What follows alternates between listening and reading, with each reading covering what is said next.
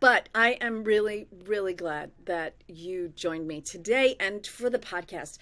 So I finished editing that podcast really close to the published time, and because like I said, mismanaged my time just a little Hmm. bit. And what I love about it is that you are such an incredible host. You host a little. Yeah, I have a little bit You're of really good at experience, it. you You can know. do it a lot of times. What'd you say? I have just a little bit of experience, so you know, I saw that yeah. you were like so deaf. Anyway, good at it that that it was. I didn't even notice I was being hosted. I got one of the biggest compliments. I just allow me to toot my own horn because I'm so good at it. But uh, we're our radio show is on a sports network out of Houston, and I was talking to the program director down there, and I said, Craig, the only thing I'm lacking is I don't get any feedback, any critiques from the program director. That's what I'm used to because every morning we get off the air, we always sat down with a meeting with the program director, and he told us all the things we did wrong and should do better, and stuff like that. And he said, John, he said, I have a two man afternoon show on my network. I play tapes of you and Jeff from those weekend golf Oh, guys to tell them how they should do their show. So you don't need any help from isn't me. that? So it's And just and isn't that the reason that you become the number number one, two, number two, the second two? best golf show in the world. There you go. That's it, man. Second best Second best golf golf show show in the in the world. world. Yeah. Do you know, my late husband always had this joke that he would say, if you saw something that was extraordinarily large, like sometimes they have like statues of pumpkins or Hmm. something like, or big pumpkin, giant pumpkins, they say, that was the second largest pumpkin I've ever seen. And you're always like, what? Wait a minute. That is the best golf show I have ever heard. Well, we got beat in the competition. It came from an organization called the Sports Podcast Awards out of Great Britain, and we got beaten by a golf show done by Sky Sports, which is the British version of Fox Sports. So I figure if we lose to a multi-million-dollar corporation doing a show with like 7 people, I think on the air, I can live with that. Because it's Yeah, me and yeah, Jeff, and and so many yeah, resources. and we have a budget of about a You dollar know, 57. So, you know, yeah, yeah, exactly. And people don't really understand what it takes to do what you're doing, right? I mean, to do a podcast, you can work a little bit on a shoestring, yeah, kinda, except that as we were talking about, I think it even made it into the edit. The more people are listening to you, like is true with your podcast hmm and radio show, the better it has to be, the better quality the yeah, sound has to be, the better yeah, all of it has to be. So then there's more money, there's more people that you need to be able to yeah, produce at exactly. that level. So If you want to I'm act pretty professional, you have to sound professional, and that's one of the things. I can relate to the technical difficulties you had at the beginning here because I went out and bought one of those new Rodecaster Pro, mixers, and a nice Electro Voice RE20 microphone, and now when I go to use it, my camera doesn't show up in the computer anywhere. It tells me that another something else is using my camera, and I have to stop that and give permission to whatever I'm using, and nothing yeah. else is using my camera, and everything I want to use already has permission to use my camera. So I get so frustrated. So I took that board just out of the chain and just go with your basic little Logitech webcam here with a built-in microphone. It's not bad, but it's not Yeah. it's I not remember this broadcast from quality. my days in audio where you just are like there's so many little IDs, technical IDs that you have to be checking that Hmm. when you get a stream working, you just don't touch it. You just Yes, cannot touch it because there's too many variables. we at the radio station we had uh, four four of the pots on our board in the studio were microphone pots, and each one had its separate uh, multi-band equalizer for the sound chain. And the engineer set it meticulously and put cages over it so that nobody else could touch them. Yeah. You don't want Yeah. to. He was like, Yeah. touch it and die. You know, he said, I will Yeah. literally cut off the fingers of anybody who touches one of these buttons. So we, Yeah. I yes, get that sir. sentiment. We're not doing nothing. They reach in and go, let me help you. Exactly. So yeah, Exactly. That's so great. yeah. So yours is Well, going I quite well, I I understand too. what is? Your podcast is doing quite Yeah. well. Yeah. Yeah, it's gaining a little momentum. I'm Yeah. really excited about that. We're on week 3 right now, Hmm. and so we've got this is our 5th episode, and there's a little trailer for people to watch as well. And yeah, it's going pretty well. Things people are starting to really watch it. And what I love looking at, because I'm a little bit of a geek in the background, Hmm. is where people are listening, like which platforms people are listening on and things like that, because I'm so fortunate to have it broadcast to everywhere, like, Deezer, like really, like not just iTunes and Right. Spotify, right? But, Amazon podcasts, Google podcasts, all of them, Hmm. as many as I could find and put Right. in the list.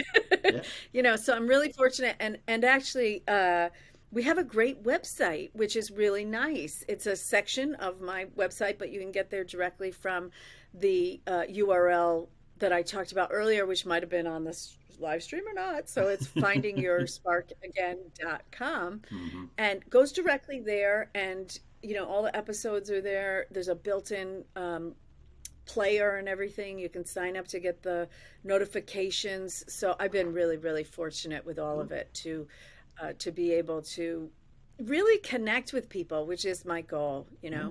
It's what I love about your story is that it is so much like what we all walk through, right? Anytime you lose a job or a long-standing set of relationships, Hmm. it's really a lot to deal with. It And you certainly were so is. open in our interview about that. Yeah. I mean, it's tough, but I was in a career in a a type of business where it was second nature. It happened. It wasn't the if you work for a corporation for 20 years and somebody comes in one day and says this is your last day, that's really really painful. But you know, I was living the basic. I knew that the job was dangerous when I took it routine. Um, because any little thing, a change in management, a change in direction, a change of format, and you were on the street, walking up and down with all the boxes of your personal possessions, looking for someplace else to work, which usually Mm. necessitated getting a U-Haul trailer and going to a different city somewhere. So, I can give you directions in almost any city on the East Coast because I've lived in most of them. So, That's impressive. yeah, yeah. So it was It takes painful, a but certain not amount of surprising. Yeah, you must have a built-in risk factor, Hmm. right? Because it takes a certain amount of sometimes desire can override our our uh, our anti-risk mechanisms, right? Yeah, But I think you just go like, that's a little risky. I want to do yeah. it. Yeah, I'm not doing any cliff diving or anything like that. I'm not into that kind of risk. But yeah, I wanted to do this so badly from such a young age that the downside didn't scare me, or at least I didn't let it scare me. It Mm. scared my family a lot. They were like, "Well, what happens if Daddy doesn't have a job when he comes home?" Well, let's wait for it to happen and see what happens. But you know, it only Hang on a happened. minute, we're Yeah, about to find out. it only happened twice in my career, but the last time was, at the apex of it, and there was no place to move to. I had basically priced myself out of the market, and I'm like, they told me you were making too much money. That's why we have to let you go. And everybody else I talked to was like, yeah, you're wicked, making way too much money. We can't pay anything close to that. So I go, Mm. oh, okay. So now what are we going to do? So, Isn't that lucky, though? Isn't that kind of lucky that it really set you up for this platform that you have now? mhm. Because likely you would never have gone down this road. if how lucky is it that that this hadn't happened. platform exists? Yeah, You know, yeah. I mean, you, it was kind of iffy. I mean, this happened in 2009, 2010, and there weren't a whole lot of options. I mean, I have a version of Word from 2004, and every time I write the word podcast in it, it tells me it's spelled wrong because it's not in the dictionary. Okay, so that just tells you how recent this whole thing is, and and it came along, and I just said, hey, I can do that. In fact, it's one of the few things I feel comfortable doing. So I'll Mm. try doing it, and you know, just sputtered along for a while, basically just entertaining myself. But thanks to the family who are like, yeah, Dad, we know you got it. It'll work. You know, we won't ask you for money this month. We'll let it ride. So you know, finally it comes Yeah. to fruition. And But those are some of the benefits of like the prep work that you do, right? Because mhm, that loss came at a later part in your career. If you had been someone who was an overspender for all that time, or mhm, you had been deep in debt when it happened, it would have been a really different rocky road for yes, it you, would have. I Yeah, suspect. yeah. But when you sort of, and this happens a lot, I think, in couples when somebody passes away or divorces, but Hmm. passing away, there's a lot of sort of benefits that come afterward, right? If the person is in a union, you might have a union benefit, those kinds of things. Yeah, Um, but still, nothing and can replace they're the person. important. No, You no, know. you'd give it all back just to have them. But Yeah. it is not nice not to be like, I gotta go live in the box on the Well, corner. this is true. You know? This is true because that box on Yeah. the corner is not comfortable. Trust me on No, that one. Yeah, no. but It's too cold where I live. yeah, yeah. Well, you got to get out of Massachusetts, lady. You just I know, I know, I leave. know. I'm working my way south. I'm Yeah, working my way down. that's what you need to do.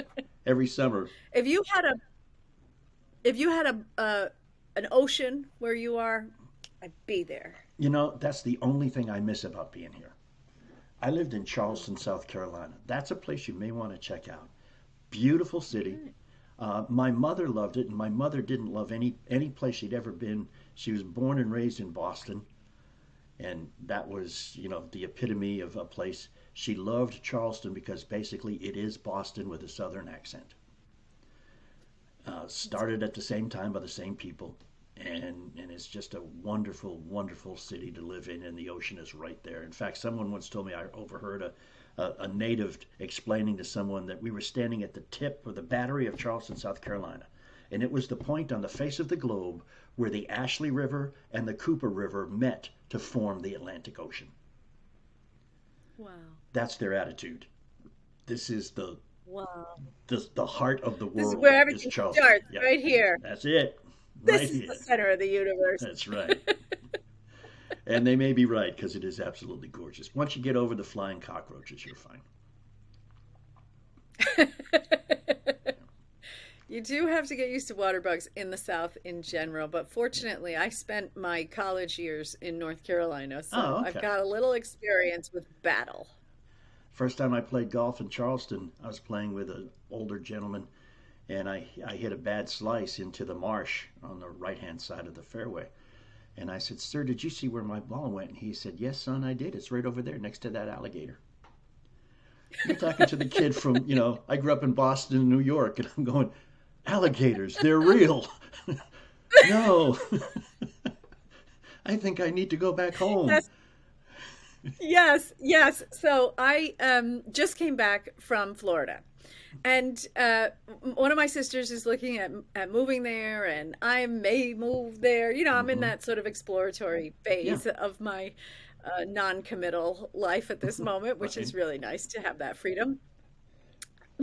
So I went out to see this place, and I was like, "This is beautiful," and it's got a big house and lots of, not too much land to take care of, but Hmm. like pretty good. And then there's this beautiful pond behind it, and then there's a sign that says "Beware of," and I thought, "Oh, beware of dogs, right? That's typical. Sure. Hmm. Beware of alligators. Hmm. Beware of alligators." I was like, that's a pond. You could have just made them leave. Like, what do you mean? Yes. Yeah, there was a video I saw of a golf course in Florida with an alligator walking very leisurely down the fairway, and I swear it was more of a dinosaur than it was an alligator. I mean, the thing was huge, and Mm. people were just, oh yeah, we'll just sit here and wait for it to leave. I believe man eater is the term they use for those things, isn't it? You know. Yeah, but the thing is, John, I did that with the bear going through the yard the other day. You know Okay. what I mean? Yeah. Like, we kind of do have the same thing going on up here. We just pretend we don't because they're not scaly and they don't come out of the water, Yeah. but they do come out of the They woods, do. you know? Yeah. A bear literally walked through. We have a sort of a deer trail that goes right through the backyard, Hmm. and people go, the deer go through. There's families, and people know them. They've named them, whatever. But they're wild Yeah. deer, and a bear went through the other day. I was like, uh-oh, Hmm. time to take the cats in. I had a cat. We had to have put down a couple weeks ago because one, he was very old, but two, he had a broken spine because a hawk tried to get him. He was attacked by a hawk. Oh yeah, birds will Yeah. get them. Yeah. Birds will get them. Yeah. Yeah, that's impressive. A hawk broke a cat's Hmm. back. Wow. Hmm. Wow. That's very Yeah, sad. it was. Very It sad for the was. cat and for you. So, yeah, but Yeah. mm, Well, I'm glad your cat had lived a long it life. had. Yeah. It had. My daughters picked it up in an alley of a house we used to live in, and it looked like the cat we had already had. And so, as I was up in my room one night watching television, and this strange cat just appeared from under my bed. And I was like, "Where did this cat come from?" I used a few expletives, but and everybody downstairs was, "What cat?" It came out of the interdimensional spot under your That's bed. it. Yeah, it just appeared. But yeah, my daughter named him Ollie. It's short for Oliver because she found him in an alley, and he couldn't have been more than 8 weeks old. Someone just dumped him there. It was so sad. So. Mm. That's where one of my cats came from. Somebody had dumped cats at a farm Hmm. because there's a lot of it's rural where I am, and but like a whole crate full of cats, Mm. and the neighbor had picked them up and put up a sign, and all of them had gone except one who was she was very skittish, and she was to herself. So she wasn't like that typical cat that you want that's like, "Oh, I love you," just from the get-go. Right. Like my other cat's like that. He's just like, I don't care who you are. I love you. Will you pet me? You know, and Especially she if I was know like, yeah, you don't maybe I'll. like cats, I am going to pick on you primarily. Yeah, Yes. exactly, exactly. He loves those people the best. Those are the best. Wait, let me put some hair on you, some fur. But my cat that we got that way, she was very, very skittish. And she still doesn't like strangers much, Mm. but she's a real love bug. Mm. So So, I'm lucky to have so them. how come And they're old. They're like 15. you got such a New York style accent there, lady? Huh? Because my family's from New York, Okay, we'll actually. let it slide then. So, and I spent 15 years in New York Okay. after. My family moved from New York to Massachusetts when the other kids in my family were teenagers, but I was just young. So I was Okay, basically raised in the country I in gotcha. Massachusetts. But we went to New York all the time. We went Yeah. to Broadway shows. Like my parents would just get in the car and drive 3 or 4 hours down there, and we would Hmm. go. And my grandparents were there and all of that.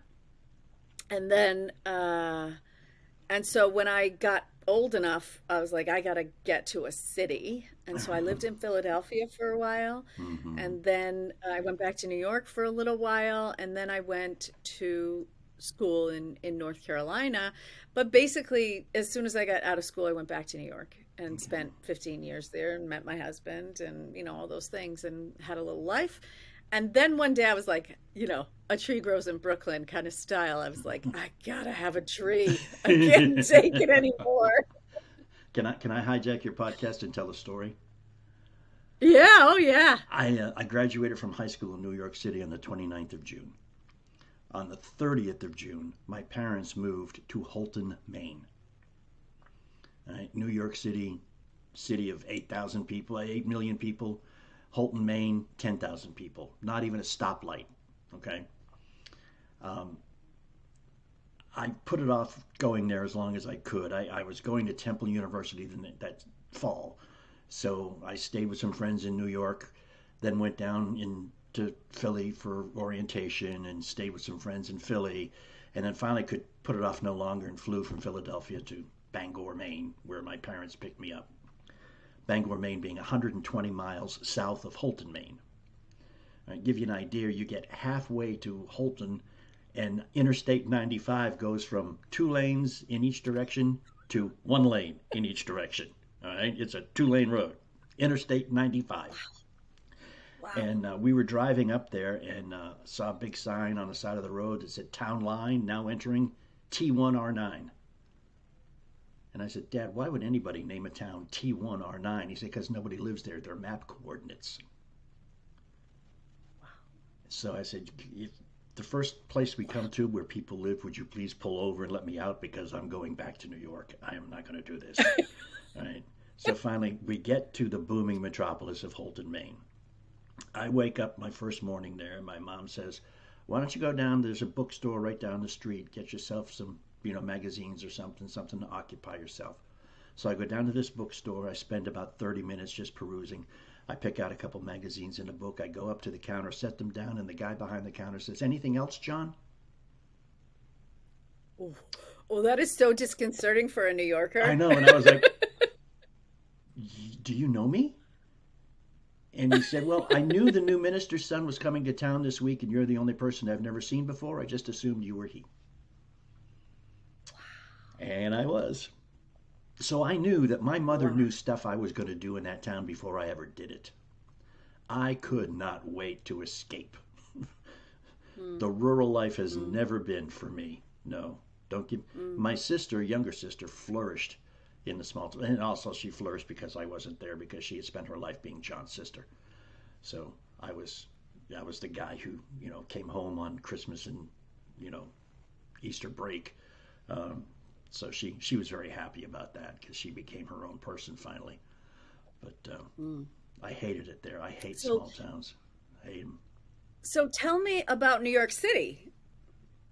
Well, well, Tell it's me about that? it's a big place at the tip Oh, of it's the a big state of New place. York. I love you. I mean, I was living in Boston. I grew up in Boston. My dad was a minister, and he got a job offer to be the executive secretary of the Council of Churches of the City of New York. So he took it, and he took it. We were still in school, my sister and I. So he went down there and set up everything, and then we were going to come in the summertime when we get out of school and all that. I took a few days off and went down just to visit, um, kind of get acclimated, see what it was like, and they the gig was on Staten Island, so we lived on Staten Island. I went out there and we were That's a whole other thing. well, yeah, it is. I mean, but it's close to New York City. Okay, It um, is. as It's they supposed say, to there be was close to there you. was a yacht race between New York and New Jersey to see who was going to get possession of Staten Island, and no one's sure if New York won or lost the race. they, they weren't sure what the deal was, but anyhow, so we went there, and I spent a few days, and I've always, been fond of accents and stuff. So as my dad's taking me back to the airport, he says, "So you think you're going to like it here?" And I went, "Yeah, yeah, yeah." And one day after we lived there, I came home one day and I asked my father what a nominal egg was. And he said, "Nominal egg? Use it in context." I said, "I heard these two guys on the bus saying everything's getting so expensive it costs a nominal egg anymore just to eat out." And It's a nominal egg, getting the whole thing down. But I acclimated, but terminal egg. being a kid from Boston is not safe moving to New York City because it's not Mm. just the sports rivalries, it's just everything. New Yorkers and Bostonians just, it's oil and water. Don't mix. And especially my first day in geometry class, they picked on me, and the teacher said, "New kid," which is what she called me. She said, "New kid, give us the definition of the diameter of a circle." And I said, in the way I normally talked because I had lived in the city of Boston for 15 years, the diameter of a circle bisects a circle in half. And she went, "Well, la ti da." Oh, And I said, what's the word? She said, it's half. And I said, no, I'm not going to say half. I'm sorry. No, intelligent people don't talk that way. I'm sorry. So we got the word half, but I stopped taking baths and doing things in half, and kind of dumbed It's myself important down to so fit I in. fit into New York, New York. But Yeah. but it's okay. I mean, spending your teenage years in New York City, you can never claim to be naive because No, it's a great place to learn. anything that could have happened did. So Mm, yeah. mm, And mm. my first day of school, I went to school. I was a sophomore in high school. I went there. I got my schedule, got my orientation. Went to school, started on Thursday.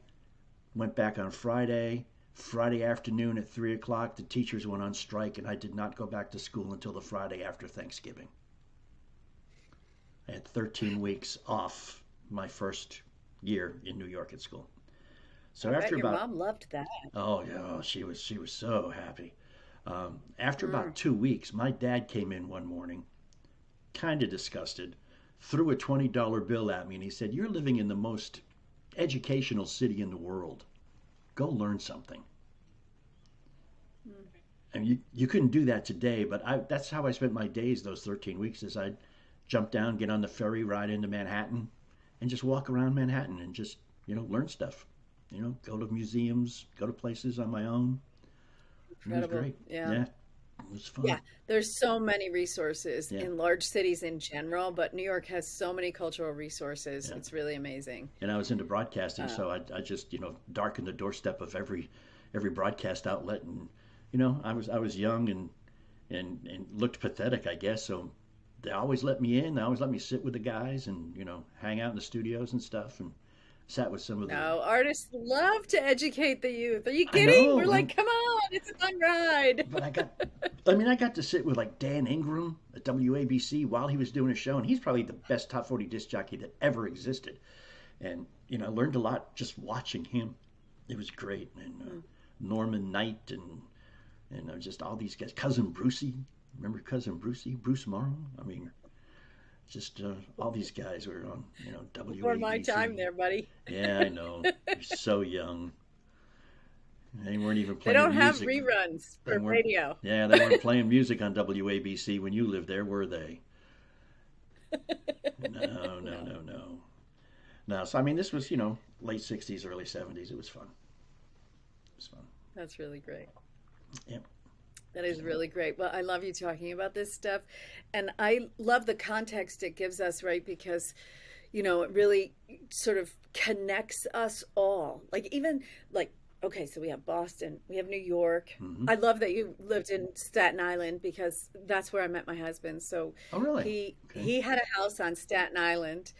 Uh, and when I met him, I had a place in Manhattan, and then I was trying to be reasonable and get lower rent after that, and I moved on to Brooklyn, which was not for me. It's not the Brooklyn of today, No. and also I was sort of I'm so attuned to the pacing of what's around me that I found it really hard to go back and forth Mm.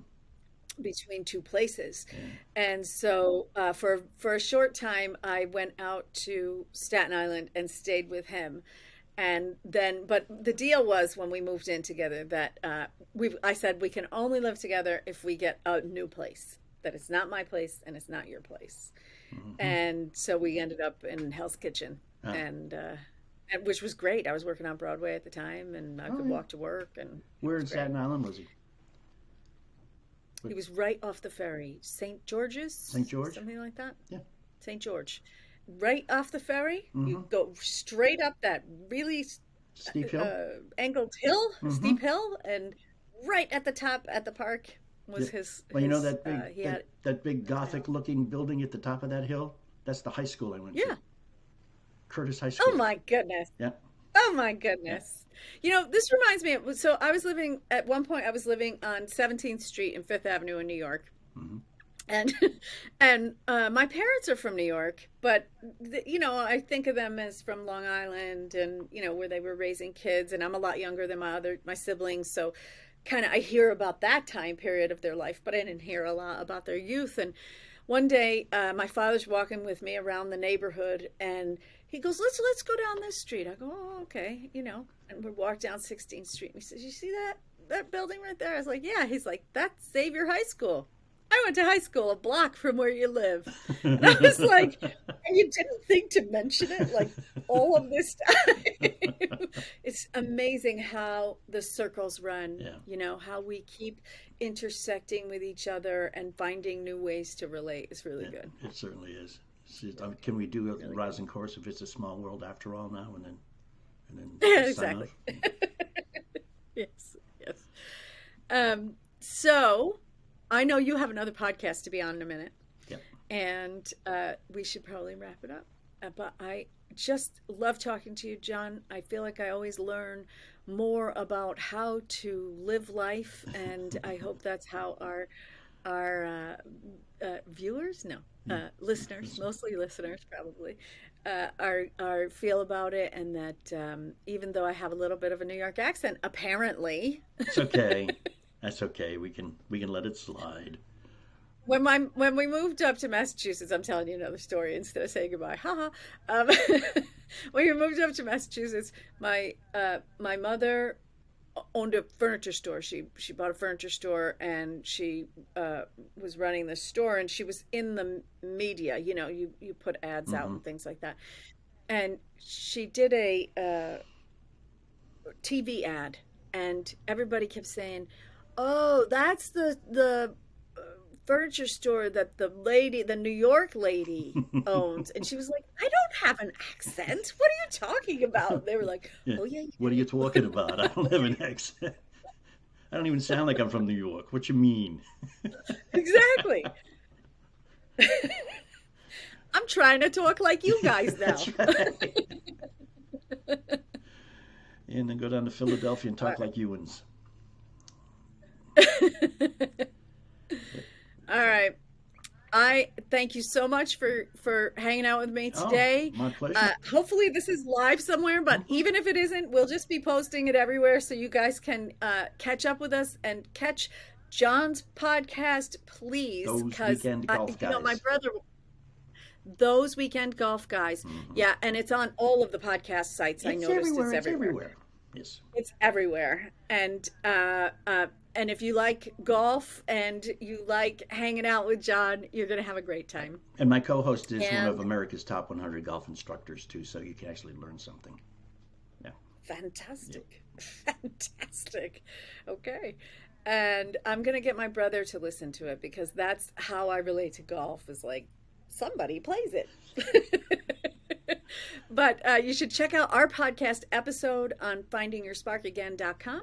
And also, it's everywhere Yeah. on all of the sites. And it's So, very good podcast. thank Everybody, you. listen to it. Thank you so much. Thank You're you. quite welcome. Appreciate that.